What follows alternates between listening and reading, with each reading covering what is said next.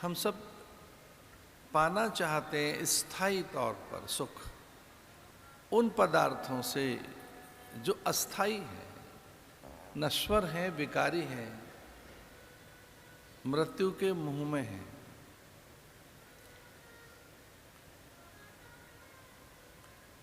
हम ऐसा सुख और सम्मान चाहते हैं उन पदार्थों से, दृश्य और घटनाओं से, व्यक्ति और वस्तुओं से जो टिकते नहीं हैं, जो एक जैसे नहीं रहते, जिनमें नित्य परिवर्तन है। हर दृश्य बदल रहा है, पदार्थ बदल रहा है। हम वैसे ही चाहते हैं कि उसमें फूल में सुगंध रहे सदा, पर कली का विकसित होकर पुष्प बनना और कुछ देर तक उसकी सुरभिता, उसके सौकर्यता, सौरस्यता, सौरभ्यता, कुछ देर तक उसकी सुगंधा, सुकोमलता, उसका आकर्षण कुछ देर तक है बस। फिर धीरे धीरे उसका आकर्षण खोने लगता है, मिटने लगता है।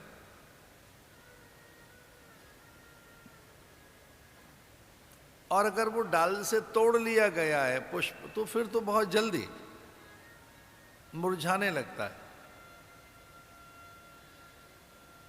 बहुत सीमित से समय में ही वो मिट सा जाता है। डाल पर भी है तब भी उसकी पंखुड़ियां, पल्लव बिखर जाते हैं।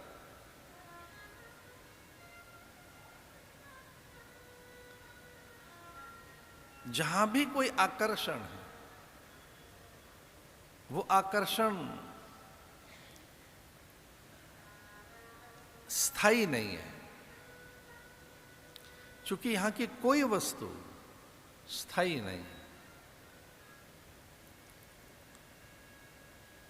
ये बहुत थोड़ा सा ये विचार बहुत थोड़े लोगों को आता है कि यहां की चीजें मिटती हैं। ये जो मिटने वाला विचार है, बदलने वाला विचार, कि यहां तो सब बदल रहा है, ये बहुत थोड़े लोगों को आता है। कि यहां कोई चीज ऐसी नहीं है जो सदा रहेगी, पर हमको यह भ्रम रहता है कि हम रहेंगे।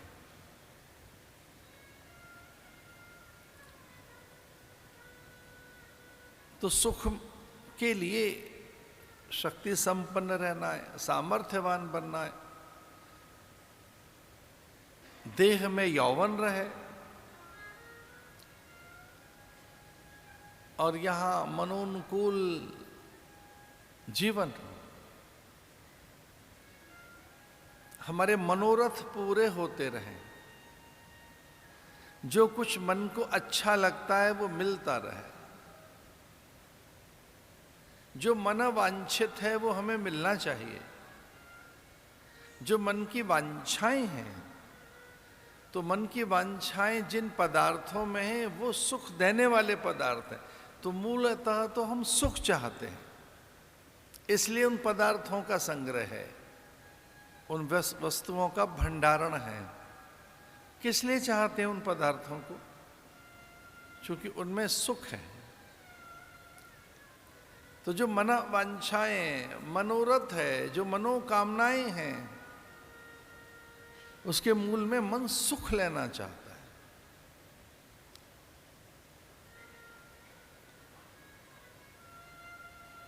मन सुख वांछाओं के वशीभूत है, मन रसान्वेषी है, सुखान्वेषी है, अन्वेषण करता रहता है, मन खोजता रहता है कि कहां से सुख मिलेगा। तो जहां से सुख मिलेगा मन उस ओर दौड़ता रहता है, उधर से बचता है जहां से दुख मिल सकता है।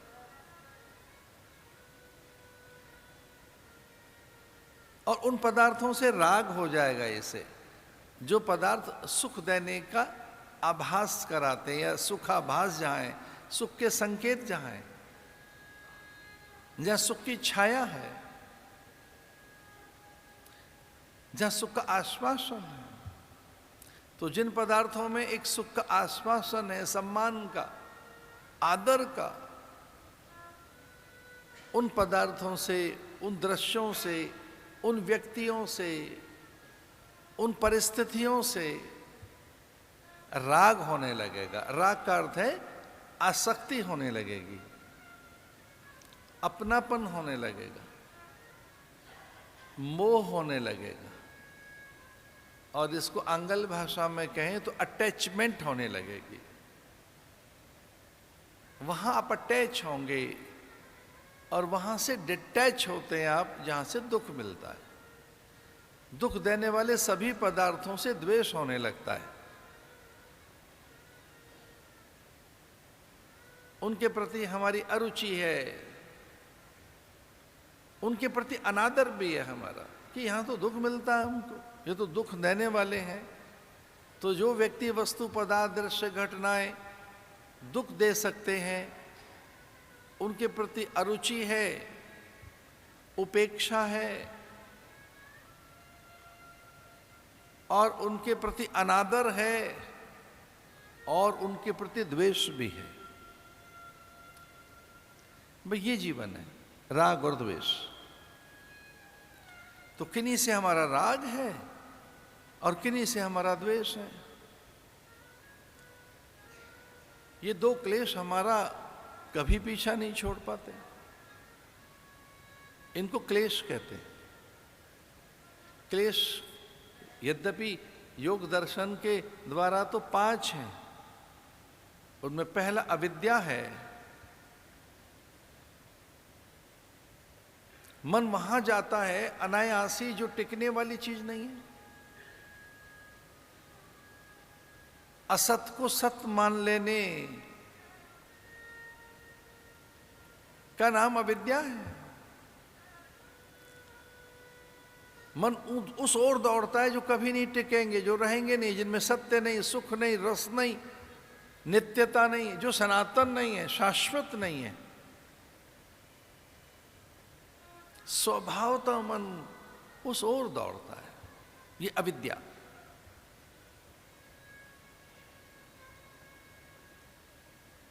ये भी बड़ा क्लेश है।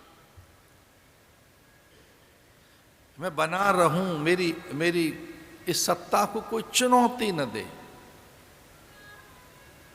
मैं टिका रहूं। तो अपने उस मूल को न पहचान कर और इसे टिका के रखना चाहते कि देह बनी रहे, इसकी सुंदरता, इसका आकर्षण, इसमें स्वास्थ्य, इसमें सौंदर्य, इसके लिए सिद्धि, इसकी प्रसिद्धि, इसके लिए उच्च आसन, इसकी चारों ओर चर्चाएं, ये अग्र पंक्ति में ये ज्येष्ठ रहे, ये मान्य रहे, इसकी कीर्ति हो दिग दिगंत में, सर्वत्र लोकप्रियता, ये अस्मिता, ये क्लेश है।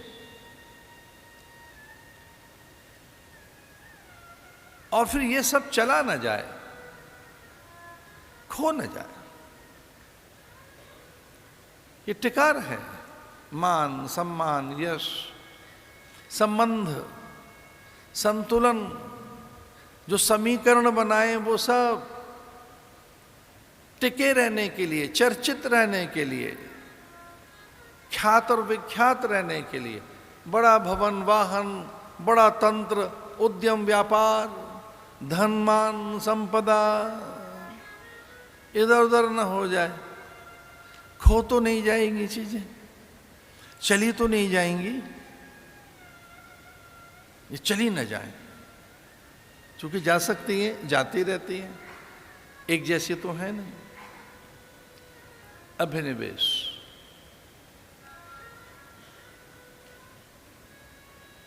स्वाभाविक शोक इनमें।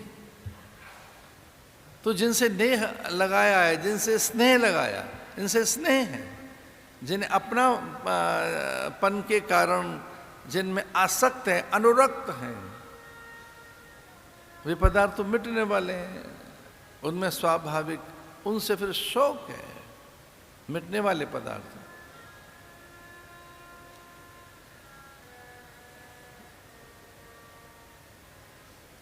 और इस सब को अगर हम एक जगह इकट्ठा करें, ये किसके कारण हो रहा है ऐसा? ये राग, द्वेष, अभिनिवेश, आसक्ति,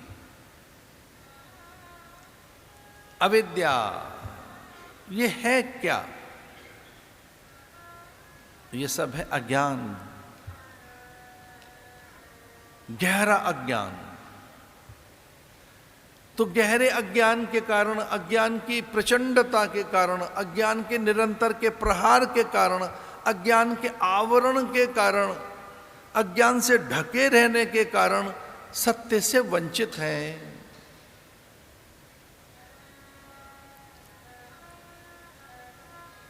सत्य से वंचित है।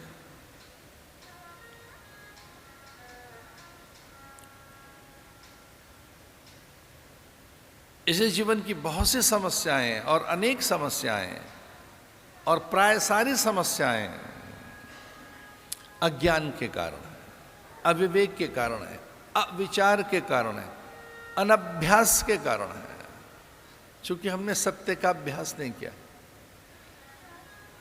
हम सत्य से वंचित हैं, जीवन के सत्य से वंचित हैं, जीवन के यथार्थ से वंचित हैं, जीवन की वास्तविकताओं से वंचित हैं।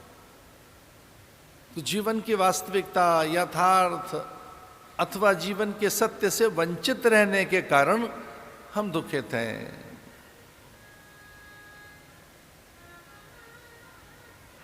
नारद जी चले गए थे एक बार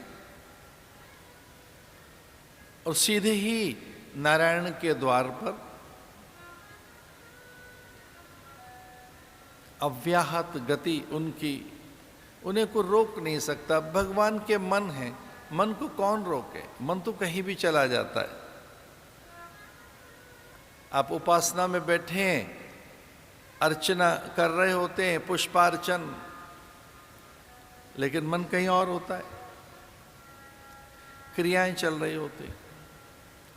आप अर्चना कर रहे हैं, उपासना कर रहे हैं, जप कर रहे हैं, पारायण कर रहे हैं, लेकिन उस समय मन पास है क्या?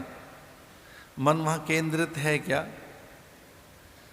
उपासना काल में, अर्चना काल में, साधन की विविध विधियों में कितने बार ऐसा हो सकता है कि गंगा स्नान आप कर रहे हो पर देह अकेली वहाँ भीग रही हो, मन पता नहीं कहाँ है। और एक साधक ने हमसे बात कही कि अब और एक डुबकी लगानी है। किस लिए? बोले उस समय जब डुबकी लगा रहे थे तब मन कहीं और था, मन ने स्नान नहीं किया। एक बार जाता हूं फिर से डुबकी लगाने के लिए। हम किनारे पे खड़े रहे, ठीक है, उसने 2-3 बार प्रयास किया और वो कह रहा था बड़ा कठिन है, मन साथ नहीं है, वो किसी और विचार के साथ इधर उधर कहीं है, एक डुबकी तक में भी साथ नहीं रहा।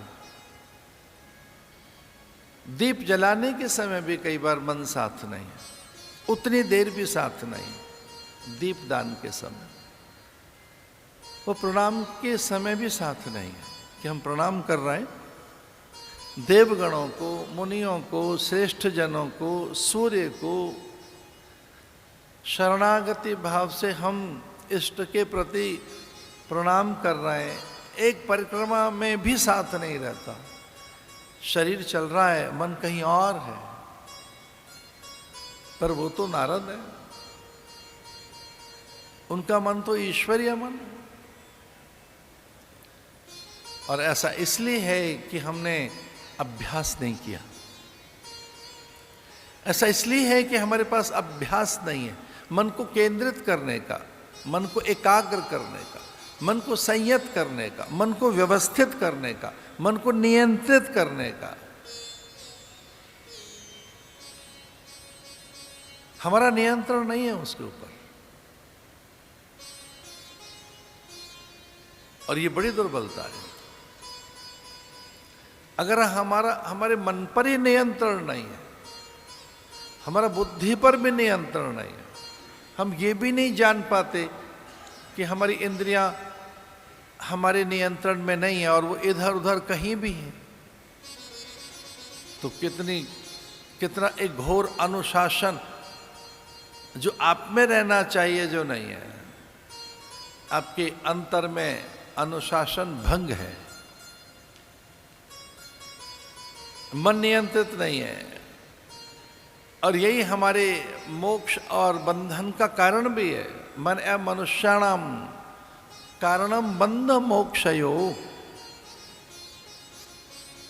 मन ही हमारे बंधन का कारण है। वो कहीं भी हमें बांध देगा, कहीं भी चला जाता है।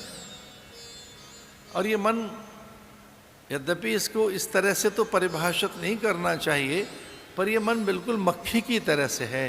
किसी यही नहीं पता कि मल पे बैठना या मिष्ठान पर। और कई बार मन इतना दुर्बल जो मन होता है, जो मन प्रशिक्षित नहीं हुआ है, शिक्षित और संस्कारित नहीं है, जिस मन के पास आध्यात्मिक विचारों का अभाव है, जो मन वैराग्य से विरत है, जिस मन को वैराग्य का पता ही नहीं है, जो श्रद्धाहीन है, जिस मन को कभी शम दम के साथ जोड़ा नहीं गया, जिसका निग्रह नहीं किया गया, जिसको कभी नहीं डांटा गया, वो मन उस मक्खी की तरह से है कि वो मक्खी कभी मल पर बैठी है और कभी मिष्ठान पर बैठी है,